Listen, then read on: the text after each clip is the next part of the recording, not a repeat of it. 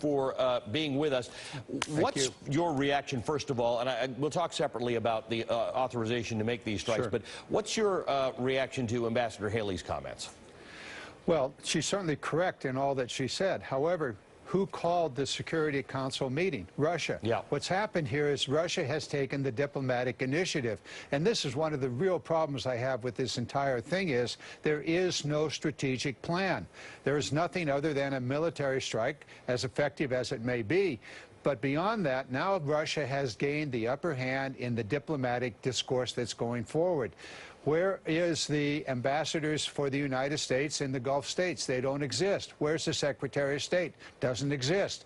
All of the diplomatic initiative has now been lost in this entire thing. And besides that, what's the next step? Where do we go in Syria? How do we deal with the complexities there? There is no strategic strategy. So you know, General Bob Scales, who's going to be on with me later on, sent this note earlier. He said, you know, we keep saying there's no strategy. He said both Obama and Trump have a strategy. It's not a good one. It's no third-party interference in a civil war. And that becomes part of the problem here, right? That this is painted as a civil war because it's not an external force and an internal force. We can argue that because Iran and Russia are actually very, very involved.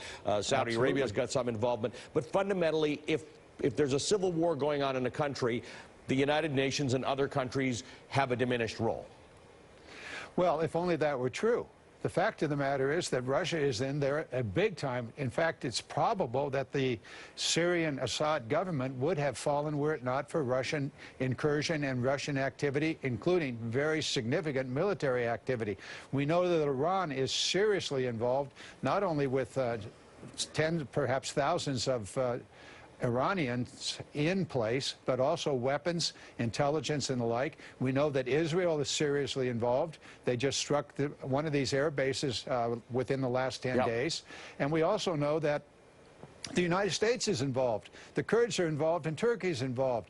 This is a proxy war going on right now. And the lack of a serious strategic thinking about where we want to be and how we could possibly get there is a major fault of this administration. What would you have had the administration do in terms of consultation with Congress? Obviously, there isn't a valid authorization for the use of military force, and that's going to be discussed, I would imagine, robustly over the course of the next few days, although the Pentagon says this was one and done. What would you have the administration do with respect to Congress, with respect to your committee?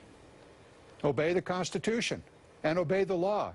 The Constitution says very clearly only Congress has the power to declare war. Article 2, Section 2, which was cited by Secretary Mattis, says very simply that the President is the Commander-in-Chief. Doesn't say anything more. Power to wage war lies with Congress. They should have come to Congress, a very simple resolution. All they seem to want to do is to degrade or destroy the chemical weapons and the capability of developing chemical weapons. That would have passed the House of Representatives and the Senate in a nanosecond, had that been presented to Congress. That would have been an authorization to use force against a foreign government. All well and good. Didn't happen. And now we get to debate the powers of the President. What we have proven here, or what has been proven by this administration, is that Congress must reassert its constitutional authority. We cannot let this President, who is a proven helter-skelter, change your mind every other day president, to have unlimited power to wage war. We've seen this fire and fury discussion about North Korea. We now see our awesome, beautiful, lovely weapons being used in Syria.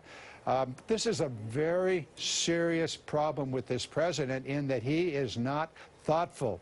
He acts on the moment of the emotion. And that can get us into extraordinary I mean, Congressman, 11 problems. days ago, he wanted to pull troops out of Syria, and now we're attacking Syria. It's a bit confusing. Right.